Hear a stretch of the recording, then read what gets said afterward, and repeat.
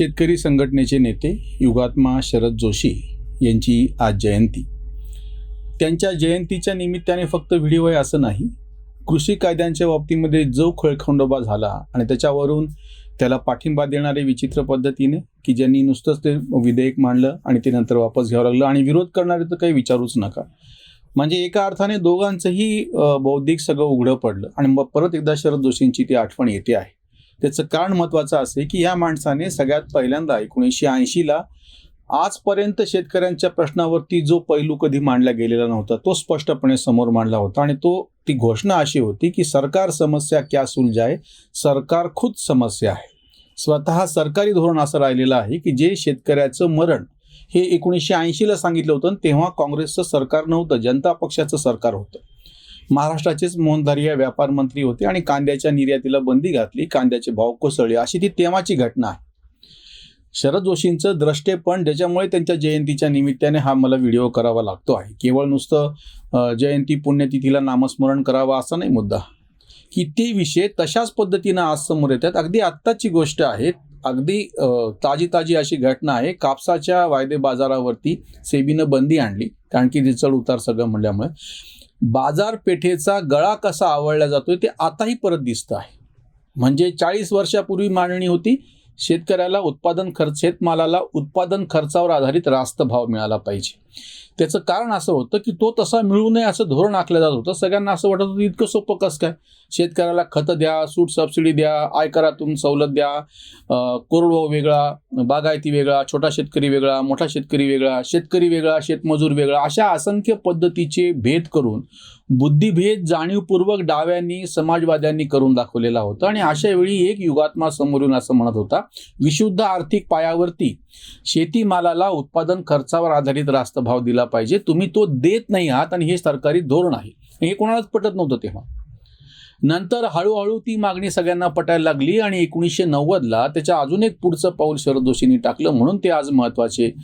म्हणजे त्यांचं निधन होऊ नये 2015ला ते गेले, इतके 7 वर्षानंतर सुद्धा आजही त्यांच्या विचारांचं द्रष्टेपण लक्षात येतंय. म्हणून हा व्हिडिओ आजही, म्हणजे 1990ला बाजारपेठेचं स्वातंत्र्य मागितलेलं होतं आणि ह्या कापसाच्या बाजारपेठेवरती जो काही गळा आवळला गेला किंवा गव्हाच्या निर्यातीवरती बंदी घातली गेली, सोयाबीनच्या बाबतीमध्ये सुद्धा सोयाबीनची पेंड आयात करून इथले भाव पाडण्याचे प्रयत्न झाले. म्हणजे कापूस असो, सोयाबीन असो, ह्या बाबतीमध्ये वारंवार म्हणजे गहू असो, गव्हाचा एक किमान हमी भाव MSP प्रमाणे, MSP की लीगल गॅरंटी चाहिए असं म्हणणारे जे लोक होते त्यांचंही सगळं पितळ उघडं पडलं की जेव्हा की आंतरराष्ट्रीय बाजारपेठेमध्ये गव्हाचे भाव वाढलेले होते. आपल्या MSP पेक्षा आंतरराष्ट्रीय बाजारपेठेत भाव जास्त आहे म्हणल्याच्या नंतर शेतकऱ्यांनी मोठ्या प्रमाणात बाहेर सौदे केले. MSPची सगळी व्यवस्थाही कोलमडून पडली आणि MSP मागणारे सुद्धा अडगळीत पडले, कारण की शेतकऱ्याला जास्त भाव भेटत होता. सोयाबीनच्या बाबतीतही जास्त भाव भेटत होता, कापसाच्या बाबतीमध्ये जो तुम्ही कबूल केलेल्या भावापेक्षा बाहेर जास्त भाव होता. MSP की लीगल गॅरंटी चाहिए म्हणून निर्बुद्धपणे जे आडमुठ असे शेतकरी रस्त्यावर बसले होते आंदोलन करत कृषी कायद्याच्या, त्यांच्या म्हणजे ते तर आडमुठ होते, त्यांचं डोकं घुटण्यामध्ये होतं. जाट और 16 दुने 8 अशी त्यांच्याच हरियाणवी भाषेमध्ये म्हण आहे, हे आम्ही आधी पण सांगितलेलं होतं. पण त्यांना पाठिंबा देणाऱ्यांचं पितळ असं उघडं पडलं की जेव्हा की आंतरराष्ट्रीय बाजारपेठेमध्ये धान्याचे भाव वाढले. आताही कापसाचे भाव वाढलेले आहेत. कापसाचे भाव वाढले म्हटल्याच्या नंतर लगेच वायदे बाजारावर बंदी घालून, म्हणजे बाजारपेठेमध्ये हस्तक्षेप करायची खोड सरकारची गेलेली नाहीये. म्हणून शरद जोशींनी ती तेव्हा घोषणा केली होती, सरकार ही स्वतःच एक समस्या आहे. सरकार म्हणजे शेतकऱ्याचं मरण हेच सरकारचं धोरण. दुसरा जो मुद्दा अतिशय ठामपणे शरद जोशींनी मांडलेला होता की पहिला जसं बाजारपेठेचं स्वातंत्र्य हवं होतं, तेव्हाही 1990ला हे प्रकर्षानं मांडलं. सुरुवातीला रास्त भावाची मागणी केल्याच्या नंतर, जागतिक व्यापार करार झाल्याच्या नंतर, WTO गॅट करार झाल्याच्या नंतर बाजारपेठ खुली होती जगभराची, मग शेतीची पण बाजारपेठ खुली झाली पाहिजे म्हणून बाजारपेठेचं स्वातंत्र्य मागितलं होतं. आणि ते आजही कसं गरजेचं हे मी तुम्हाला उदाहरण सांगितलं. गव्हाचे आंतरराष्ट्रीय पातळीवरचे भाव वाढले, सोयाबीनचे वाढलेले आहेत, कापसाचे वाढलेले आहेत. दुसरी जी मागणी होती ती तंत्रज्ञान स्वातंत्र्याची होती.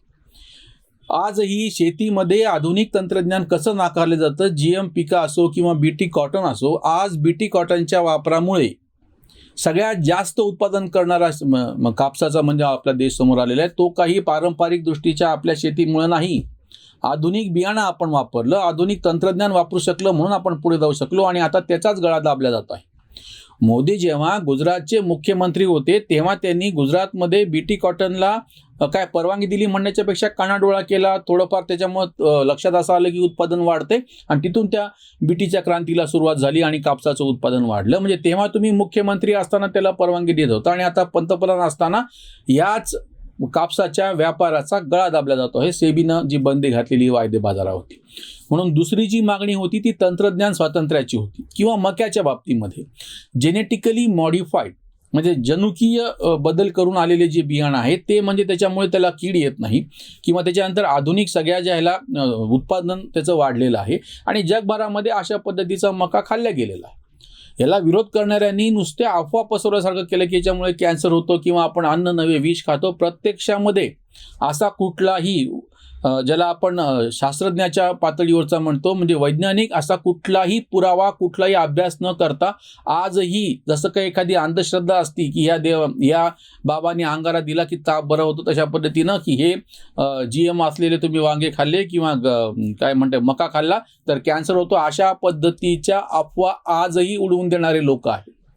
स्वतःला बुद्धिवादी म्हणून घेणारे डावे समाजवादी कम्युनिस्ट सगळे लेबरांडू तथाकथित त्याच्या विरोधामध्ये प्रचार करतात. जेव्हा की आत्ता शेतकऱ्याला नवीन वापरलेल्या सोयाबीनच्या बियाणामुळे उतारा पण जास्त आला आणि भाव पण चांगला भेटला. याचा प्रत्यक्ष अनुभव आहे त्यांच्या गाठीला. बीटी कॉटनच्या वापरामुळे तुमचं प्रत्यक्ष उत्पादन वाढल्याचा पुरावा आहे. त्याच्यानंतर सोयाबीनच्या बाबतीमध्ये सुद्धा तुम्ही आधुनिक बियाणं वापरल्यानंतर वाढीचा पुरावा आहे आणि GM मक्याला तुम्ही परवानगी देत नसल्यामुळे आपण मक्याच्या बाबतीत मागं पडलेलो. खरं तर खाद्यतेलाच्या बाबतीमध्ये खूप मोठी तूट आपल्याकडे आहे. खाद्यतेल आयात करावं लागतं. अशा वेळी सोयाबीनमधल्या आधुनिक बियाणांना परवानगी तातडीनं दिली तर आपण खाद्यतेलांच्या बाबतीमध्ये स्वयंपूर्ण होऊ शकतो. म्हणजे आपल्याला परकीय चलन खर्चायची गरज पडणार नाही. पण हे कोणी समजून घ्यायला तयार नाही. त्यामुळे बाजारपेठेचं स्वातंत्र्य शरद जोशींनी तेव्हा मांडलेलं होतं. आजही ते जशाला तसं लागू पडतंय. त्या दृष्टीनं शरद जोशीचे विचार परत द्रष्टेपणा त्यांचा खरा ठरतो आहे. आणि दुसरं म्हणजे बाजारपेठेचं जे स्वातंत्र्य आहे तेही आज तशाच पद्धतीने हवं आहे की जेव्हा तेव्हा मागणी होती 1990ला. WTO world trade organisation GATT करार केल्याच्या नंतर आपण त्यात सहभागी झाल्यानंतर शेतमालाच्या बाबतीतच मात्र नेमका हात आखडला घेतलेला होता. बाकीच्या क्षेत्रामध्ये स्वातंत्र्य दिलं गेलं पण शेतीच्या क्षेत्रामध्ये दिलं गेलेलं नाही. त्याचे परिणाम आपण आजही भोगतो आहोत. कोरोनाच्या काळामध्ये शेतकऱ्यांनी ज्या पद्धतीनं चमत्कार करून दाखवला आणि घरोघर ग्राहकांपर्यंत भाजी दूध भाजी फळं पोहोचून दाखवले, बाकीच्या गोष्टी पोहोचून दाखवल्या. आजही जर ही बाजारपेठ पूर्णपणे खुली झाली तर शेतकरी त्याच्या ग्राहकापर्यंत तो अगदी भरा देशातला छोटा ग्राहक असो किंवा परदेशातला असो आपला माल व्यवस्थित पद्धतीनं पोहोचू शकतो.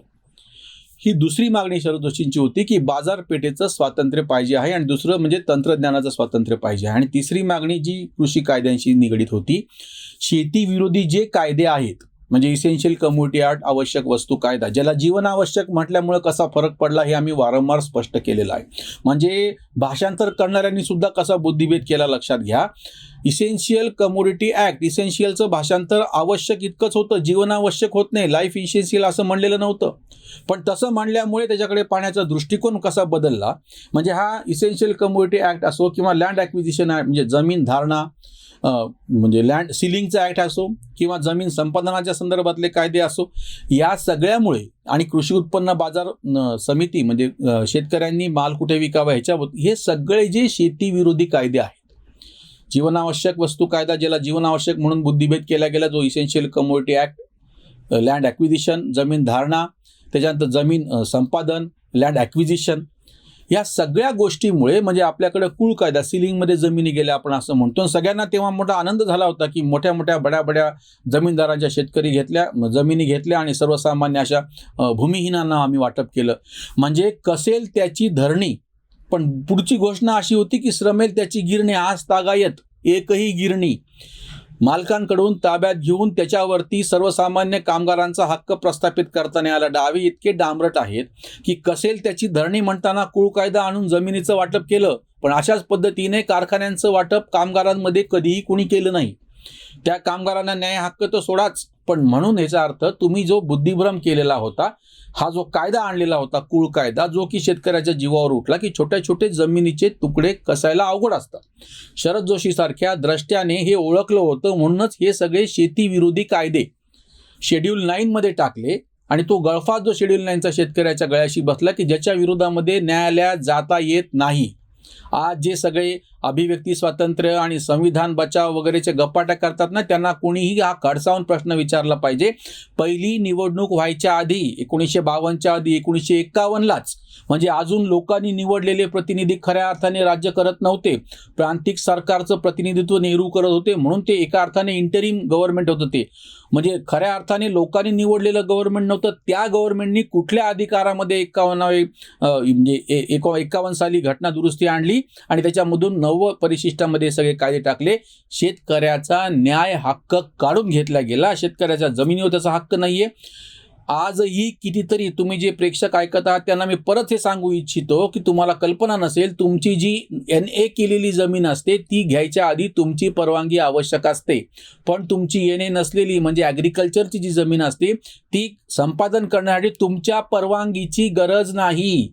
आजही कुठल्याही शेतकऱ्याकडून त्याची जमीन काढून घेत असताना त्याला काडीभर विचारायची पण गरज शासनाला नाही, कारण की त्यांना कायद्यानं तो अधिकार दिलेला आहे. म्हणजे कायद्यानं त्याच्या हातामध्ये तलवार दिलेली की शेतकऱ्याचा जो अधिकार आहे जमिनीवरचा त्याचं मुंडकं तुम्ही कापून टाका म्हणून.